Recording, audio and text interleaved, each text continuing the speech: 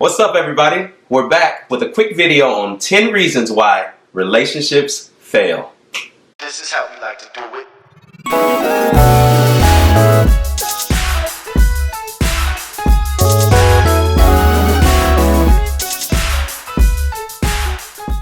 One, bad communication. Listen, we've got to do better when it comes to this subject. Unfortunately, so many relationships fail with just bad communication. Guys, I know we do this. Girls, I don't know if you do this as much. Listen, if you're thinking about something and you're mad at something, don't necessarily expect them to react off the same thing that you're reacting off. If they don't know exactly what you're thinking about, they don't know exactly what you're talking about. I know I am good for this, where I'll be mad at Kels if she does not respond the way that I want her to respond, and she has no idea what I'm thinking about. That can really cause bad communication. So just be open. Just talk. Yeah. Be intentionally verbal. 2, don't forget to be friends first. At the end of the day, you don't want your relationship to be so serious all the time. No. Your relationship should have started off as being friends, because during that friendship time, that's when you're finding out what both of you like, what both of your goals are. You know, all the basic topics that you're supposed to talk about as friends, like when you're courting, I guess. I don't know, you know the topics that I'm talking about. You build trust during friendships, not during your serious part of your relationship. So it's easier when you're dating somebody, or when you're engaged to somebody, or when you're married to somebody, to remember that they're your friend at the end of the day, that you can trust and that you can go to them. You can be like, what's up? At the end of the day, they're the real ones. Yeah. So don't forget that you are married to, engaged to, dating the homie. They got your back. 3, rough seasons. Now listen, I understand. I completely understand there are going to be some bad seasons. But listen, if you despise the beginning, then you won't be able to appreciate the end. And what I mean by that is, a lot of times we don't give ourselves enough chances, or we don't give ourselves enough credit. Listen, I know things are rough sometimes, but you can get through it. There are so many relationships that have ended because of the expectations from other people, or just the expectations from us. We need to be farther. I need you to be farther. You're not making enough money. You're not doing this. You're not doing this. 10 years later, that person is definitely well off. That person is married. That person is doing this, doing that. And you're sitting in the corner with somebody and you're like, that was supposed to be me. Don't be bitter now. But listen, what we want to do is, we got to do better. It's going to be rough, but appreciate those rough times, because then you'll be able to appreciate the end as well with that same person. Also, I want to add to that with the rough seasons. Also, don't neglect the fact that God may have placed you in someone's life during that rough season to help blossom the things that are in them that they don't necessarily know that they have. Yes.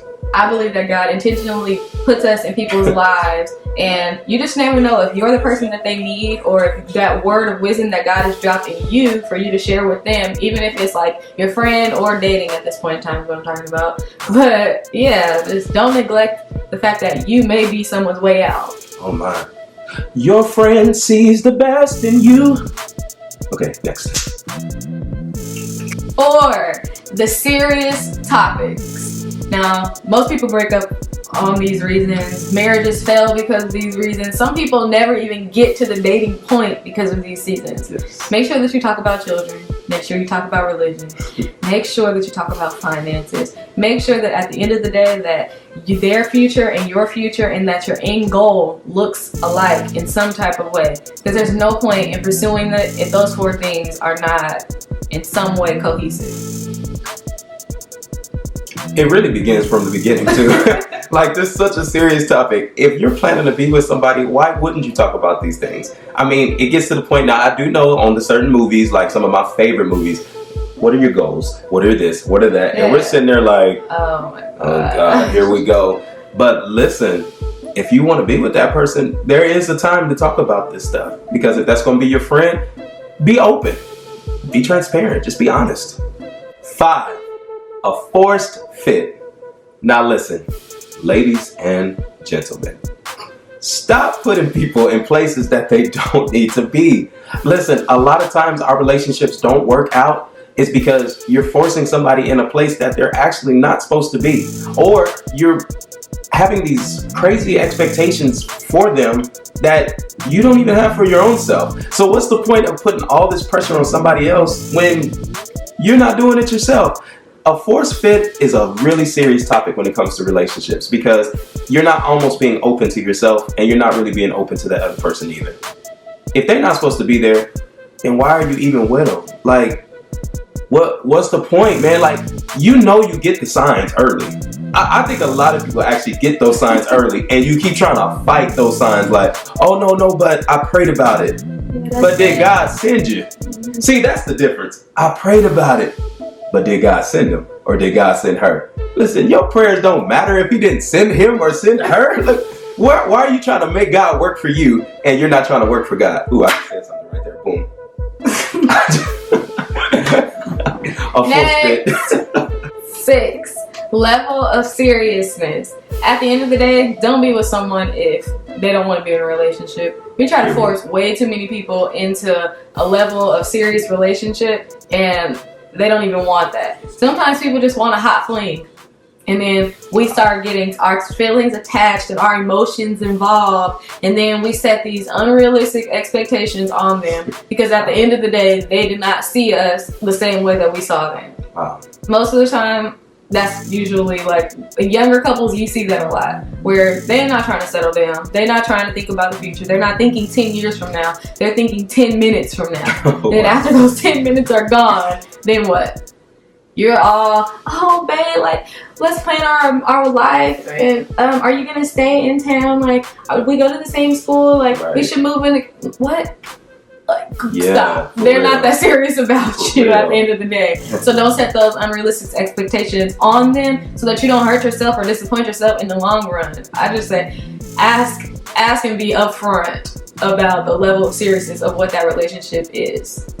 I can 100% agree with you. Yeah, like, are you like still like friend zoned, partly bae, or are you fully bae? Are you bae becoming boa? Like, what are you? Yeah. Is there a 50% interest in both parties? Yeah. Or is yours 98 and his is just 2? Or hers just 2? I cannot stand when that happens. I'm sorry, that just bothers me. That happens a lot. 7. Social norms. Now listen, I'm going to flip this topic a little bit. Let's go from social norms to building our own norms. What I mean by that is a lot of relationships fail because you see things on the internet that are just picture perfect. Oh my gosh, I love the way they dress. Oh, I love their wedding. Oh, I love the kiss couple. I love that. I love that. And you have no idea what's going on behind the scenes, or you don't even know what happened to get them to that level. Listen, everybody's at their own pace in life. Everybody's at their own place. So pace and place. When you forget that, you almost just ruin your own relationship because you're not following their pace and you're not at their place. And we ruin ourselves because we want to be there and we want to be here. And sometimes our relationship can be just here. And you're like, oh man, I must be failing. And a lot of times you're right where God wants you to be. But you can't see that because all you see is the outside. Listen, get off the internet if that's what you're going to be doing with your relationship. You're better than that. No more forced relationships or bad relationships breaking up or good relationships breaking up just because of what you see and yours doesn't look like theirs. Because in reality, yours is just fine. Number 8, being unequally yoked. Ooh. At the end of the day, I feel like that's kind of self-explanatory. Yeah. Because we already know that it's really hard. Jaden, we're recording, bud. Come here, say hi. Hi. Oh, my nephew, guys. Isn't he just so cute? This is Jaden. Hi, Jaden. Okay. First off, we're spiritual beings. And when you're trying to be with someone and they're carnal, the spiritual lifestyle and the spiritual principles that you're learning in the Word don't apply to them. Because when you think about a household, if they're supposed to be the head of a household and they're not connected to the head, then where are they leading you? Whose wisdom are they going off of? You don't want to be connected to a relationship like that or forcing a relationship that isn't a spiritually guided relationship. At the end of the day, you want who God has for you. So whoever God has for you, most of the time they're going to be spiritual. They're going to be saved. They're going to have a relationship with Him because at that time they're ready for a relationship. We can't force love into an equation where they don't know love because they don't know God. God is love. So if they don't know Him, then how are we even applying them to the relationship with love? Yeah. Honestly, guys, I know that's a tough subject because a lot of people honestly get offended by that subject. But there's a reason why Jesus put it in the scripture. We're not just talking about it. There's a reason why Jesus said, do not be unequally yoked with unbelievers, because you're going to be with somebody who actually is not connected to your purpose. There's a lot of times where Jesus puts them in your life to actually protect that purpose or protect that anointing that's inside of you, to pray for you, to be able to cover you in prayer. That's what the head does. And if they're not connected, like Kels just said, to the head, then they don't have the necessary attributes to be able to even carry that load that's on you or that's on them. So, real simple. Don't be hooked up, or don't just be unequally yoked. Number 9, cheating. Cheaters. I remember that show we used to watch. Oh, I remember that show. I used to watch that show. All right, listen. I always like to put an example out there. So I'm going to use this example for you. I love fried chicken. Now, all black people don't like fried chicken, but I do. I like fried chicken, I like collard greens, and I like Hawaiian rolls.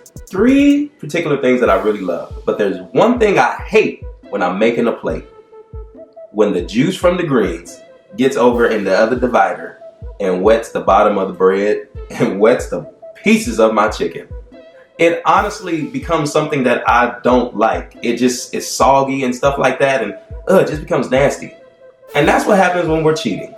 There's individual pieces that do not need to be merged in places that don't need to be merged. That's what happens. It becomes to the point where it was good for a second, and then it becomes nasty because... Oh, that's the word. That's the word. It becomes contaminated. Now, I want to kind of go a different route as well. What causes people to cheat? A lot of times, it really starts here. It's a thought, and then it becomes an action. And what happens is, you're almost birthing things early. Like, it can become from jealousy, or it can become from lust of the flesh. You see somebody, you're like, oh man, okay. And then you keep kind of feeding those thoughts. Listen, relationships are too precious and too important. Godly relationships specifically are too important to allow that seed to get into your brain. Do not allow that cheating virus to get into you, because it doesn't belong there. Listen, you have somebody precious. Ladies, you got somebody strong. You got somebody that you need to spend the rest of your life with, because it's going to matter in the end. Trust me. No more cheating. And lastly, but not least, is number 10. Sometimes you just grow apart. And that's okay. Sometimes you just grow apart. Most relationships grow apart. You end up like, sometimes we see this a lot with younger relationships, and then you get with someone and like years from then, you're not the same person that you were. And sometimes what you want doesn't necessarily line up with what the other person wants, and you were immature at first and you didn't really know yourself, and then you completely changed into someone different, or you lived in bondage at one point in time, and then now you're free, and now you're completely different. Sometimes you just grow apart, and that's okay. But in order to avoid growing apart, it's important to include your spouse or who you're dating with every single process and every single stage in your life. Me and Kristen are in completely different fields. I'm in international business and he's in music. And it is so easy for us to get so apart in our career fields, in our lives, and it's just, there's room for a wedge to be drawn. But what we do is we are intentionally a part of each other's lives. He sends me stuff, or he's like, hey Kels, check this out, because he wants insight into my life, I want insight into his life. I don't know a lick about musical theory at all. But he plays me his music, and he'll be like, hey Kelsey, like, can you help me write these lyrics or something? Or hey Kelsey, can you help me on this? Or I'll ask Kristen, what's your opinion on this? Like, what's your opinion on this? Just including them in each stage, so that when you do start to grow and you become like your own person, that you're not so far apart. You're still connected as one, and you still have common interests. That's great. That's great. Yeah, so we just gave you guys 10 reasons why relationships fail. Now, of course, we took the Christian perspective because we want to encourage our brothers and sisters, and we want Christ to be glorified in everything that we do in the unit. But we also want to hear from you.